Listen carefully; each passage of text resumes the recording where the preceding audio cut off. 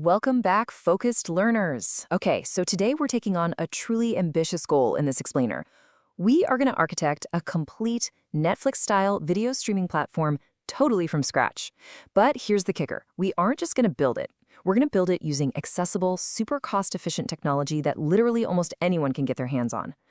We're taking a massive, complex system and breaking it down into a clear, easy-to-follow blueprint. So if you've ever wondered how streaming giants deliver video flawlessly all over the globe without totally bankrupting themselves on servers, well, you're in the right place. And that actually brings us to the core puzzle we really have to solve today. How do you stream seamlessly worldwide without going completely broke? Because let me tell you, building a video platform isn't just about throwing a ton of money at cloud servers. Trust me, that is a fantastic way to empty your wallet real fast. No, it's about making smart, surgical architectural choices. Okay, let's dive into this and see exactly how we can engineer a solution that perfectly balances that premium, flawless performance with some really strict cost controls. But before we start building, we kind of need to understand what we're actually up against here. The sheer scale of the problem we're talking about is something your typical software application just never ever has to deal with. I mean, we're talking about storing and processing raw video files that can be absolutely enormous, sometimes many gigabytes just for a single upload. Plus, we've got to navigate wildly varied internet connections, and if you aren't super careful, the infrastructure costs of just hosting and delivering those massive files will completely spiral out of control the second your library and your audience start to grow. So here's the technical roadmap we'll be using to conquer this threat. First, we'll define the video streaming challenge. Second, we're going to tackle processing and delivery. Third, we'll build out the content brain using metadata and recommendations. Fourth, we'll design the viewer experience. And finally, we'll look at scaling up the infrastructure. We're going to build this entire stack together, layer by layer. All right, let's jump straight into section 1, the video streaming challenge, setting the stakes. To really grasp this architecture, we have to follow a video's entire lifecycle, literally from the exact moment a creator hits upload all the way to the split second it plays on a viewer's screen. Your platform has to deliver smooth playback to viewers on a slow connection in one country and a fast connection in another at the exact same time. This right here, this is the ultimate test of our system's architecture. It's not enough to just get a video to play. It has to be a flawless experience for a user sitting on a pristine fiber optic network and a user stuck on a spotty cellular connection simultaneously. No pressure, right? Okay, let's move to section 2 and see how this builds. Processing and delivery. The journey begins. All right, so imagine we've just hypothetically hit that upload button on our massive raw video file. What actually happens next in our tech stack? Well, first, we send that raw file straight into object storage, like Amazon S3. Why? Because it's absolutely the most cost-efficient way to hold giant files. Second, we bring in our open source hero, FFmpeg. This is an incredible free tool that transcodes our video into multiple different resolutions. Using FFmpeg totally handles our needs without forcing us to shell out cash for expensive commercial transcoding services. And third, we run this whole process through an async queue, like BullMQ or Celery. Obviously, processing video takes time, right? So by using a background queue, we ensure the upload process itself is never blocking the user. So once the video is transcoded, we need a smart way to package it up. Enter HLS, or HTTP live streaming. This open standard is literally the secret sauce of our entire platform. It takes your video and it chops it up into tiny, small segments, storing them at various quality levels. And because it's split up like a giant puzzle, the viewer's player can automatically switch between, say, a crisp 4K segment and a 720p segment in real time, all depending on their connection strength. This adaptive switching is exactly what prevents that dreaded spinning buffering wheel of death from popping up if a viewer's Wi-Fi suddenly decides to drop. But how do all those tiny segments actually reach the user's screen?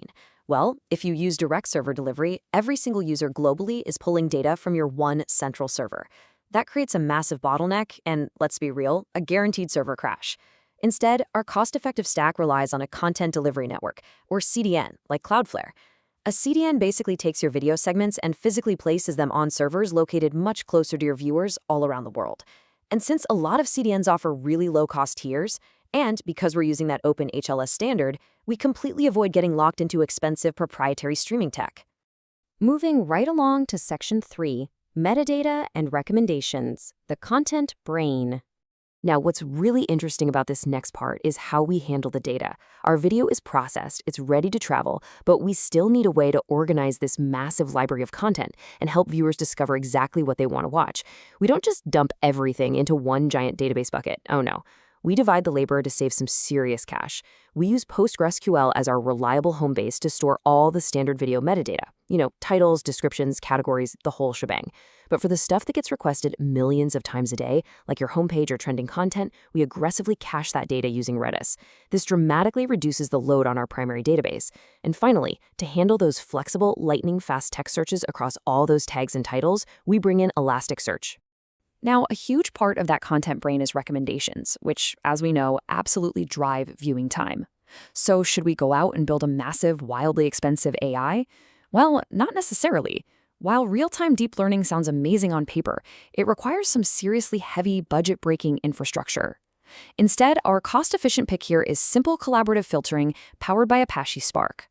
By just running basic batch jobs on a daily schedule, basically figuring out, hey, people who liked this also liked that, we capture a huge chunk of the value of personalized recommendations, but completely skip the massive engineering costs of a real-time AI system.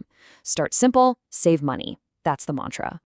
All right, let's jump into section 4, the viewer experience, pressing play. Okay, so our content is processed, it's stored, and it's being recommended. Let's bring this architectural journey directly to the user's browser and look at the front-end interface. For the video player itself, we use something like Video.js or HLS.js. Why? Because they are fantastic, free, mature, open-source players that perfectly handle that HLS adaptive quality switching we talked about earlier. And best of all, zero commercial licensing fees. The rest of the browsing interface is built solidly with React and TypeScript. And this is crucial. By building detailed analytics ourselves, we capture vital data on exactly where our viewers pause, skip, or stop watching entirely. That data feeds directly back into our content and recommendation decisions. Of course, keep in mind, an interface isn't just for your viewers. It's for the team managing the platform too. And when it comes to content moderation, you face a really critical choice. Do you use simple rule-based checks with human review, or do you pay for a massive automated AI moderation API? The truth is, early on, relying on your team with some basic rule flags is just far, far cheaper than licensing those comprehensive automated systems. You really only want to pay for those heavy API layers once your daily content volume mathematically justifies the cost. Make sense, right? Which brings us to our final stop, Section 5, scaling the infrastructure, keeping it alive. So the platform is built, viewers are pressing play, everything is humming. But to prevent this entire streaming journey from just crashing under pressure, we have to look at the invisible infrastructure layer. We use Kubernetes to manage our containers, and this brilliantly illustrates a massive cost-saving technique, independent scaling. By separating our heavy video transcoding workers from our main web traffic, we ensure we are only paying for intensive processing capacity when videos are actually being uploaded. We are not running giant servers 24/7 just to induce a panic attack when the AWS bill arrives at the end of the month. Alongside Kubernetes, we use Prometheus to monitor our video startup times and Grafana to visualize buffering rates. This ensures we are always keeping our viewers happy. So we've reached the end of our architectural roadmap, and the crucial point is this. The absolute winning pattern for a cost-efficient streaming stack relies on combining open standards like HLS, open source tools like FFmpeg and Redis, and maintaining incredibly strict monitoring of your CDN bandwidth costs. This exact combination right here is what grants you Netflix-level capabilities, all while keeping the financial reins tightly, securely in your hands. I want to leave you with this final, somewhat provocative thought. The technology to build global, adaptive streaming platforms used to be locked tightly behind massive corporate walls. But today, it is completely accessible to you. With Netflix-level tech now completely open source, what's stopping you from building the next big platform?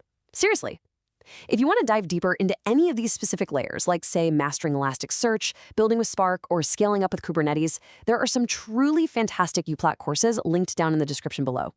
Thank you so much for joining me on this explainer. Keep learning, and I'll catch you in the next one.